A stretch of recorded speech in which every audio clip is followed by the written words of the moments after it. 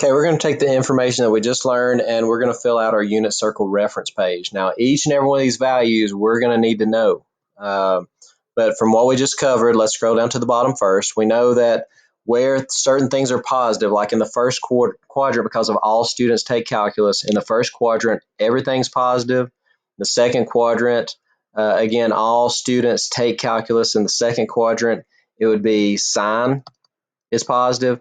In the third quadrant, cosine, or actually take calculus, tangent is positive, and in the fourth quadrant, cosine is positive.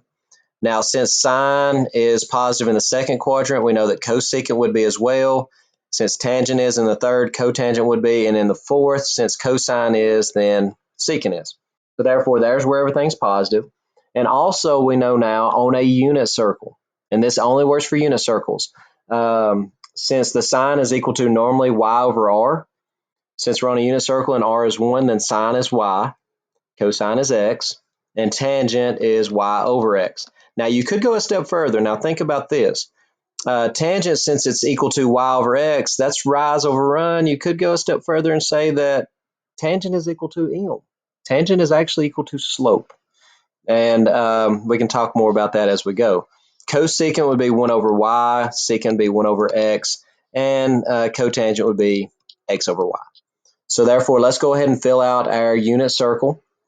All these points. So first off, this point, well, let's start with our quadrantal angles. This point is pretty easy. It's located at 1, 0. Our other quadrantal angle, this is the point 0, 1. This is the point -1, 0. And this is the point 0, -1. Now, next up, our x value here, or excuse me, let's do our y value first. The distance from here up to here would be a distance of 1/2. That is your y value. This would have the exact same y value. This would have the same y value, just flip-flopped, and so would this. Now, what about the x value? How far is it from here over to here? Well, that's the same thing as the cosine, because remember, the cosine is the x value. The cosine of 30 is √3 over 2.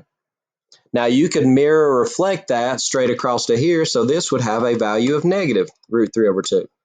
Same thing, flip it down here. This would also have a value of -√3 over 2, and this would have a value of +√3 over 2. Now, look at this now. The distance from here to here and from here to here is the exact same thing. Let's go up here to this one as the distances from here and here. They're just kind of flip-flopped around. So this x distance here is the same as this y distance over here. So the x value here would be 1/2. The x value here would be -1/2. The x value here and here would also be the same except for negative and positive. The y values up here. The y value here is +√3 over 2 as it is here. Because again, y values here are positive as well as here. The y values down here for those exact same 2 points that are just mirror images would be the same values, just negative. And then finally, the last ones. For the 45-degree angle, the x value and the y value, the cosine and the sine values are both √2 over 2. So therefore, your x value is √2 over 2. So your x value here would be a -√2 over 2. And the y value would be the positive, because if you go left and then up, that's a negative, then a positive. The x value here would be -√2 over 2. The y value would also be -√2 over 2. And then here you have a +√2 over 2 would be your x, and a -√2 over 2 would be your y.